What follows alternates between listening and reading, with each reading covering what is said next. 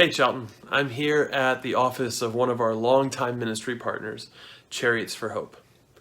Chariots, if you didn't know, was actually born out of Chelton in the year 2009 and the desire that we had to care for those in need all around the world. You see, Chariots for Hope's mission is to create safe, loving, and nurturing homes for orphaned and vulnerable children in Kenya, East Africa. And since we are a church not just for ourselves, Chelton is proud to partner with one of these children's homes, the Mahiu Children's Home. Or actually, many of you sponsor individual children as well. Recently, there was a pretty significant tragedy that took place at this home. And Crystal Parisi, who is Chariot's program director, is going to share that story with us. And then I'll come back at the end and give a couple of ways that we might be involved as a church. None of us like corruption, especially when it impacts us so personally and those we love. Chariots has been battling against local political corruption and land issues at our Maai Children's Home. This home is located in a truck stop town. Life is dark here. You may have heard of the sisters we rescued into our home this summer as they were living in a situation that was begging for them to be sold into sex trafficking. Our home is a beacon of hope for 103 children that come from situations like this. It's been such a joy to see God clearly at work, transforming our kids' lives from where they have come from to being college graduates who love Jesus. We have 14 staff members at Mahiu who care for our children as their parents. We're a family and everyone lives on campus together. But recently, 6 of these parents and their own families were forced to move all of their belongings out of their homes in a matter of hours when a mob of young men showed up with machetes due to the local corruption and land issues we've been fighting. When I called Victor, who manages the home and is dad to our kids, to discuss something else, I could immediately hear that something was really wrong. After telling me what had happened, he ended with, what could we do with the safety of our staff and children at risk? We are thankful that no one was hurt, but heartbroken that their homes were completely demolished. Just this past week, we had a debriefing session with the staff. It was so difficult to hear how hurt they were for our children who witnessed this happening. Suddenly, their safe home was no longer safe.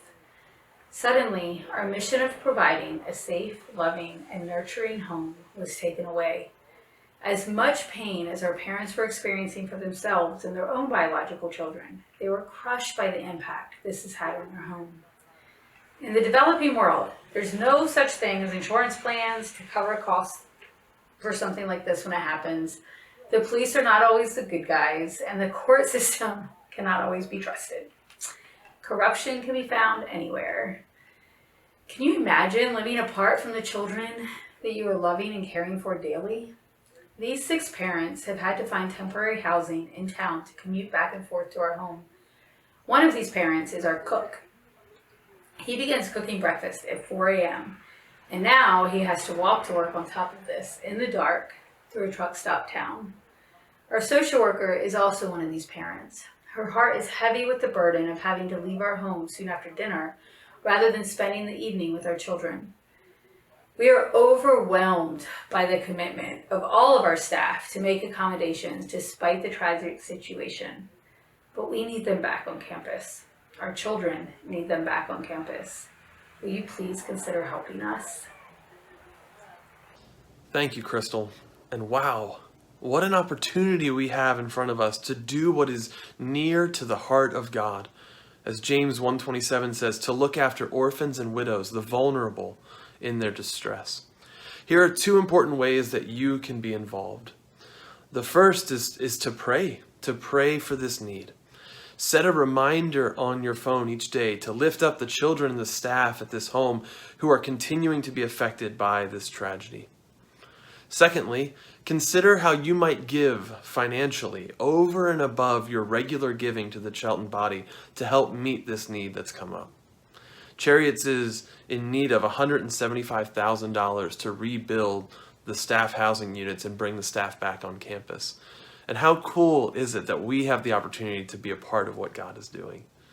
If you want to give financially toward this project, you can send a check to their office, which is located right here on Chelton's campus, or you can give directly on their website at chariotsforhope.org/give. And we look forward to sharing with you very soon as to how the Lord has continued to provide and meet this need.